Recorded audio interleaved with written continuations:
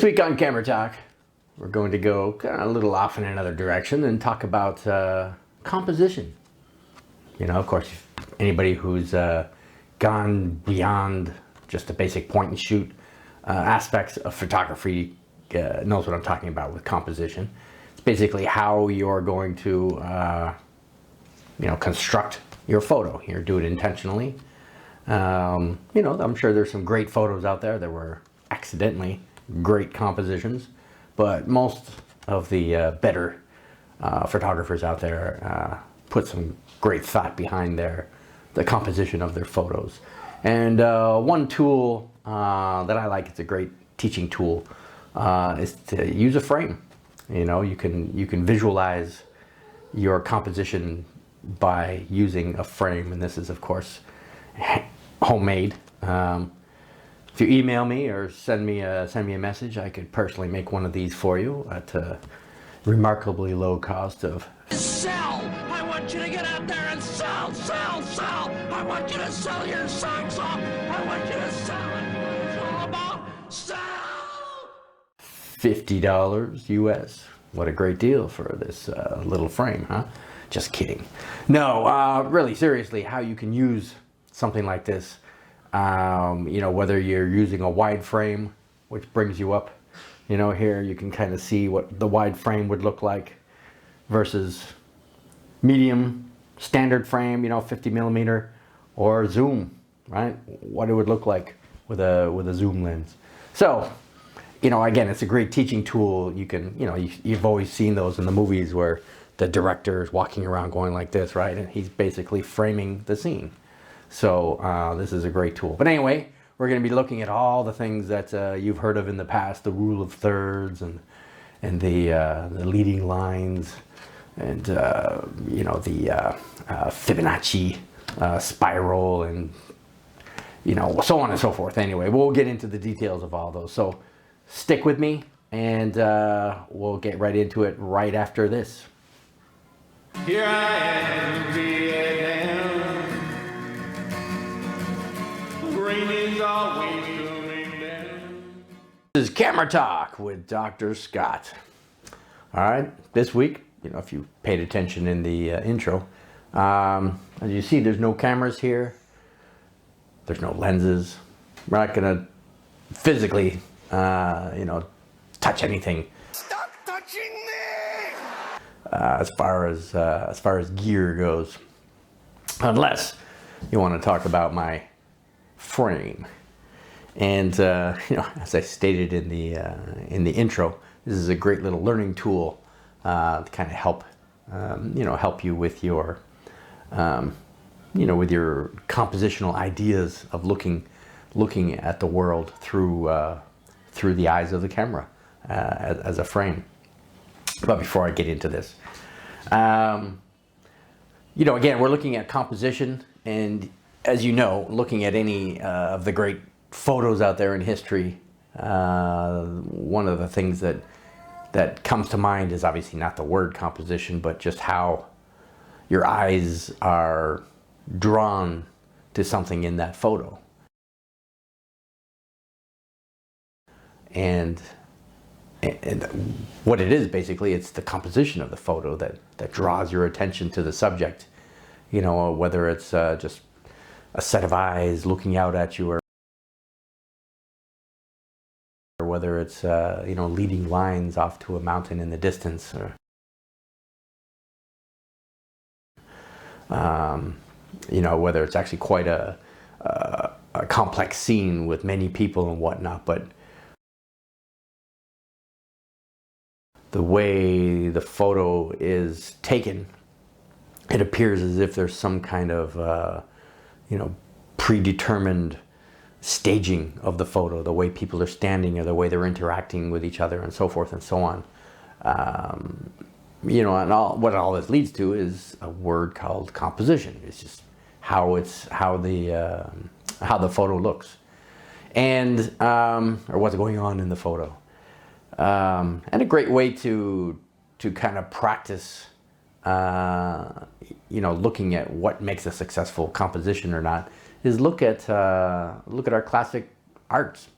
Look at the look at the Rembrandts and the Michelangelos and the Van Goghs and the Matisse and so forth and so on, and you look at the way they compose their paintings.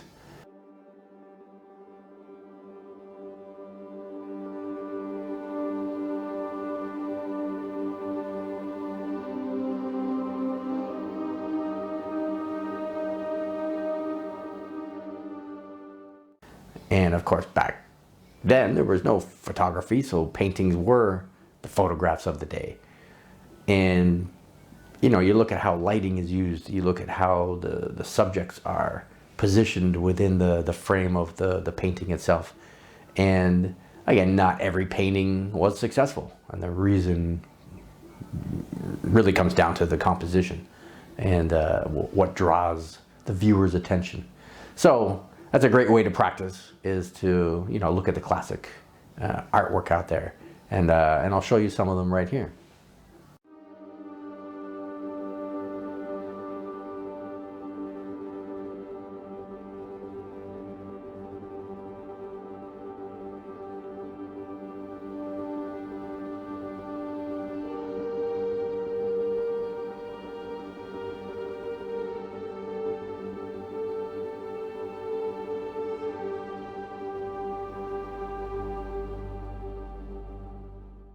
So those were great examples of something to strive towards, you as a photographer, to try to develop your photographic eye, so to speak. Again, and looking at the world, of course, with our eyes, we see three-dimensional because of two eyes, and of course a camera.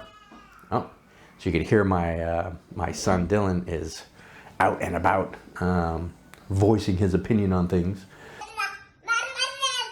I'm not having him in the video this week, so he's outside dealing with my wife. But anyway, two eyes, three-dimensional, but cameras don't have two eyes. Cameras have a single eye, and therefore it's two-dimensional. So again, if you want to see the world through the eyes of a camera, close one eye. Take a look at around the room or around the scene, whatever you're looking at, through a single eye. And again, if you're going to use my frame, again, frame up whatever you're looking at and close one eye and look at it. And that's pretty much what the camera's going to see. And so it's great practice to be able to do that. You might look at it a little odd walking around in public going like this to different things, but hey, you look like an artist. Like you know what you're doing. People may assume you're famous. You never know. The various types of composition. If you type in, the phrase in Google, rules of composition, you'll come up with a number of them. And of course, the very first one is the rule of thirds. It's the most talked about, the most common one, and it's probably one of the easier ones to accommodate anyway. It's basically with, again, if this was our frame, you would have two lines going vertically, two lines going horizontally, and so therefore you have 9 squares within your frame, and wherever the lines intersect is kind of how the rule of thirds works. That's where the center of attention is going to be drawn by the viewer, in theory, on paper, so to speak. So again, it's great as a great little tool to teach yourself to do so. Another great tool is your iPhone. Well, if you don't have an iPhone, your cell phone, because most cell phones these days have cameras. So therefore you could practice with that too, and a lot of the cameras nowadays have compositional lines, different options that you can put on the frame as you're viewing your scene, and therefore it can help you practice the rule of thirds. Now, of course, there's many others. Well, let me show you some graphics with the rule of thirds here.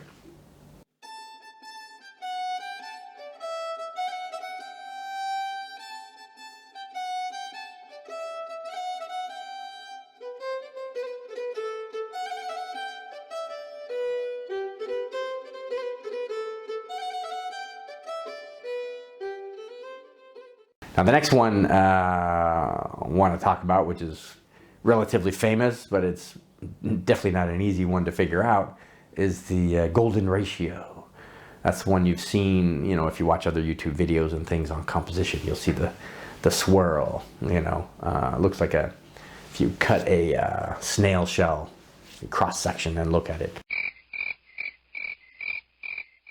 Kind of looks like that. It's called the Fibonacci spiral, and you'll see it, you know, throughout nature, all over the place. And it's, you know, again, other photographers in the past have used it. So, you know, you can see some famous ones here, and I'll show you.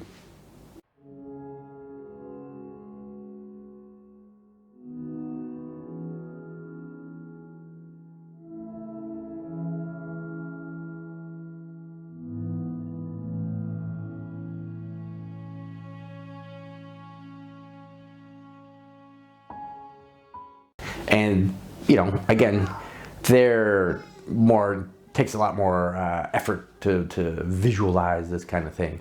But the same thing, you can use your little frame, and you can use pieces of string or whatever and set up a kind of a grid across maybe a plastic sheet, like a transfer. You remember those in school we used to use for overhead projectors, and tape that onto your frame and look at it this way.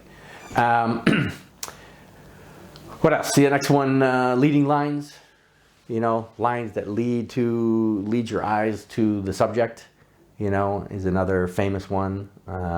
Same with the S curves, you know, the gentle one, like Ansel Adams, you know, with his Snake River, famous photograph where the river curves around and leads you off into the mountains.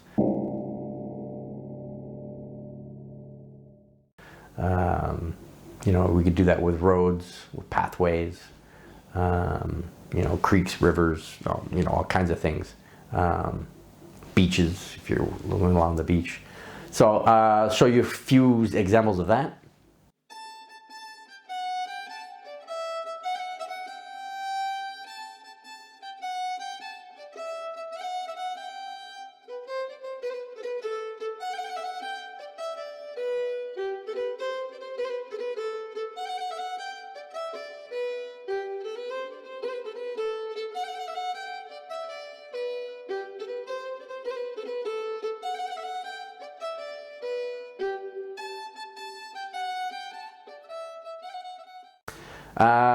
And then there's one that's similar to the rule of thirds. It's the phi grid. The lines are slightly closer together, further apart in different parts of the grid itself. And again, it's a mathematical ratio. And I'll show you some examples of that here.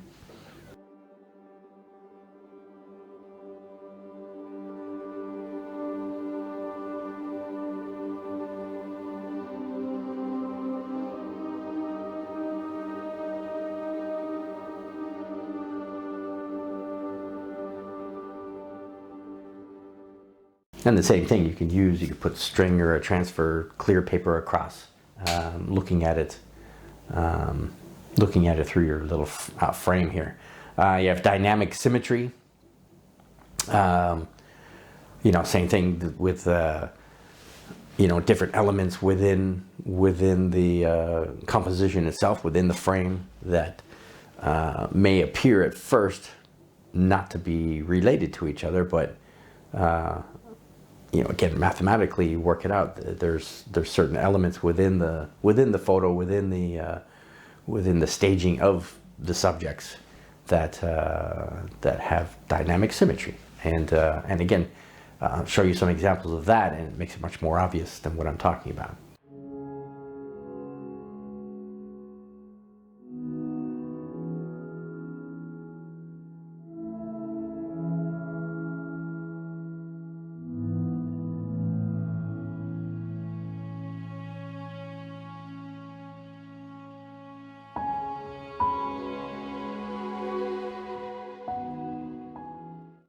All right. So looking at other things that you can help you with your composition is looking at the world through a different point of view. Most of us tend to take our photos at eye level, right? Because that's how we see the world. We walk around, we look at things, everything's at eye level. And that's fine if that's how you take all your photos. That's your thing. But to, again, be a little different, be a little daring, work outside of your comfort zone, think outside the box, whatever you want to phrase it as. So think of getting down low and shooting up for the power shot.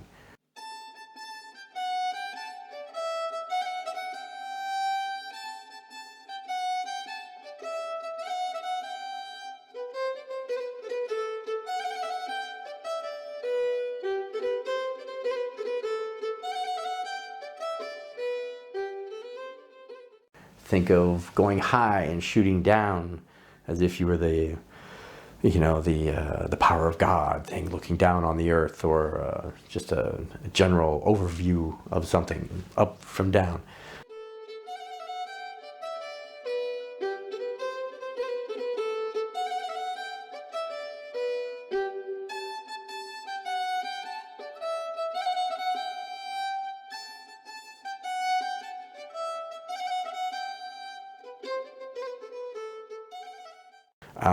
Look at things from the side. Go around, do a 360 of the subject, taking pictures from all different angles. What it comes down to, you may tell a completely different story by taking your photo from a different point of view.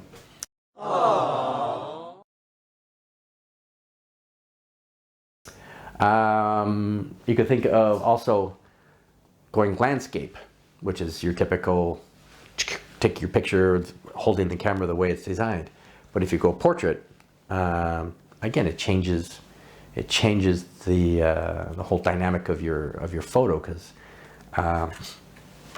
again, it draws the viewer's attention to different parts of the composition. So you could try that.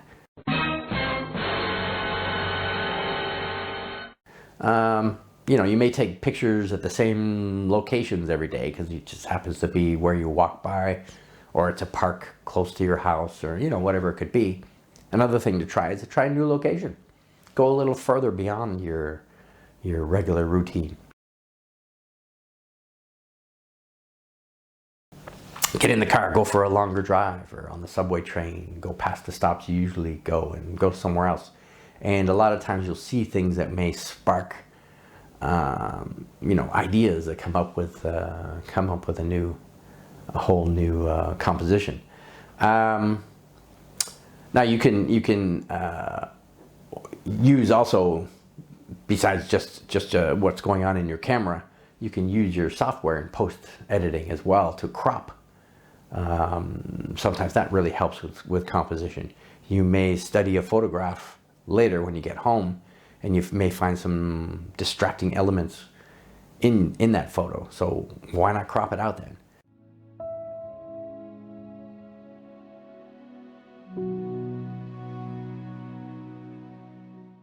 And you may even have some software like Lightroom, Photoshop, the one I use, Luminar. They have options to delete things out of your photo, or using the cloning tool to get things out. And you may think, well, that's cheating, but there's a lot of famous photographers out there who do exactly that. Instead of thinking, oh my God, what a great picture, but oh my God, it's ruined by this bozo in the background making this face behind my subject who had a great expression that I wanted to capture. So why not Photoshop that guy right out of there?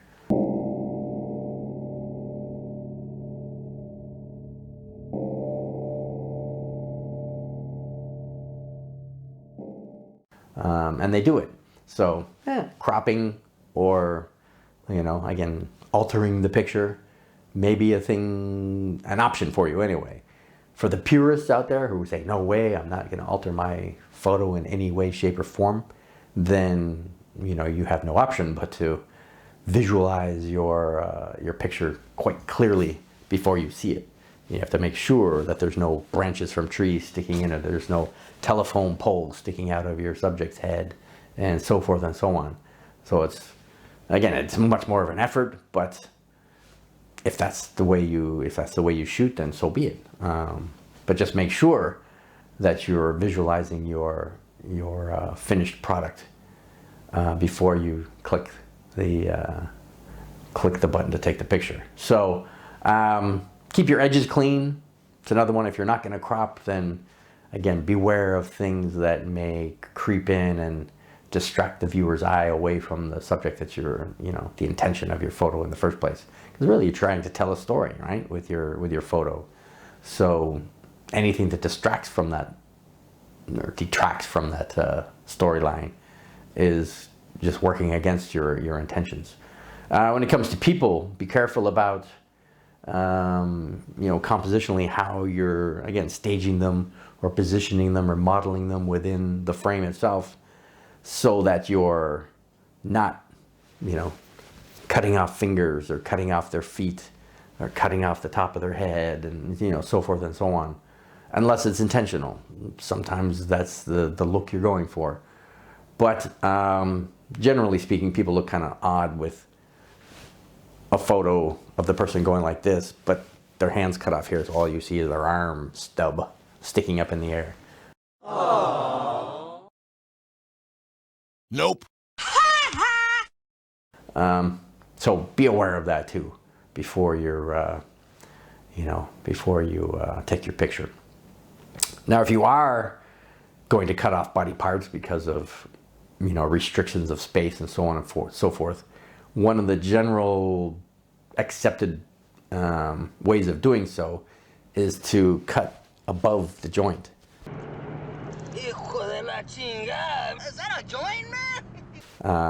So the forearm or the arm here, above the knee instead of below the knee. It just looks, it looks better than halfway through the forearm or halfway through the shin, so to speak.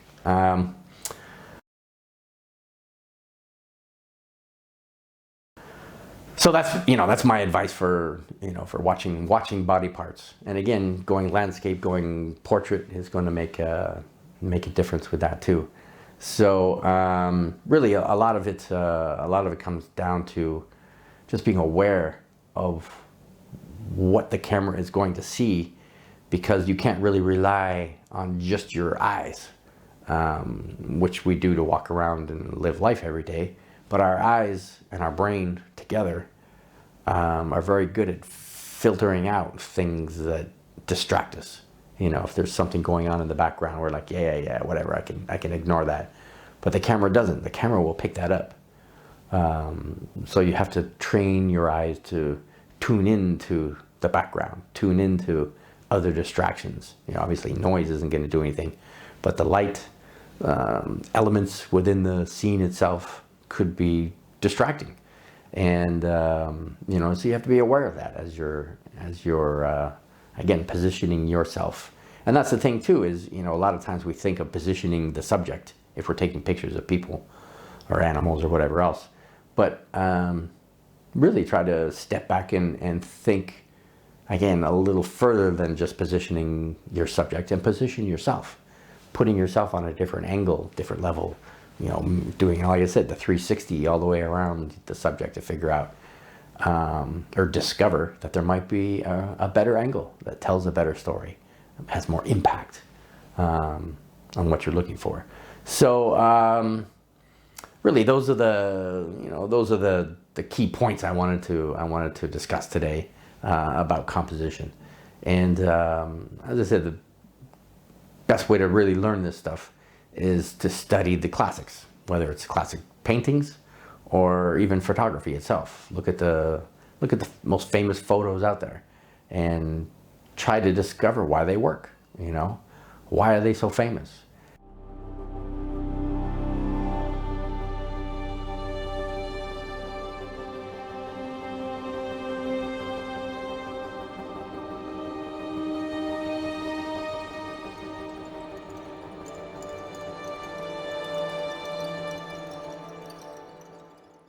Because you may look at a famous photo and think, well, that's no big deal. Who cares about that? Why is that so famous? It's because you're not looking at it through the right lens, so to speak. And so training your eyes to do so is kind of the artistic element of photography. You know, and really the last thing I want to say is take photos that you enjoy, something that's going to drive you to continue to do so. You know, make yourself happy. The only time you have to worry about other people is when they're paying you, obviously. If you're a professional photographer and you're being paid to do a wedding or event or something, commercial work, then you're going to have to obviously look at things in a totally different way because the client has expectations. But when you're doing it from an artistic or just a personal level, who cares what other people think? You know, again, these rules of thirds and the Fibonacci spirals and the phi grids and so on and so forth. They're just elements of composition. You know, no one particular one is going to work in every situation. No one fun element is going to keep your children happy, as you can see. But anyway, I'm going to let you go here. So that's pretty much all I wanted to say this week. So this was Camera Talk with Dr. Scott, brought to you by Modesty Photography. And you know, I'd like to help. I'm going to ask you to help support my channel. So here's my subscribe and subscribe. And the third time being the most powerful double finger subscribe. Give me a thumbs up for the thumbs up girls, my favorite part of the show.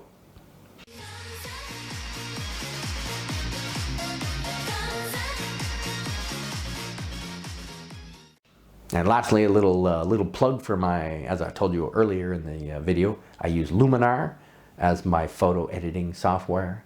And you know, since I use them, they sent me a link that I could use that saves you $10 off an already low price, which is like $67. So $10 off saves you down $57, which is cheaper than I even bought it for. So hey, why not? If you could save $10 in any time of your life, why not? Why not? So click below and get yourself a copy of Luminar. You'll be happy you did. You know, it's got all the bells and whistles of all the other big players out there, but it's just more economical. And you know, it's a good product. I like it. So thanks for dropping by. Thanks for playing. And get out there and shoot some more photos, that is. And try the composition. You know, pay attention to your photos. Pay attention to the subject, to the negative space, to the dark shadows, to the light, to all these things that play a factor into your final photo. And the more you practice, the better you get. So take care. We'll see you next week. Yeah. All right. Bye bye. Here I am in Vietnam.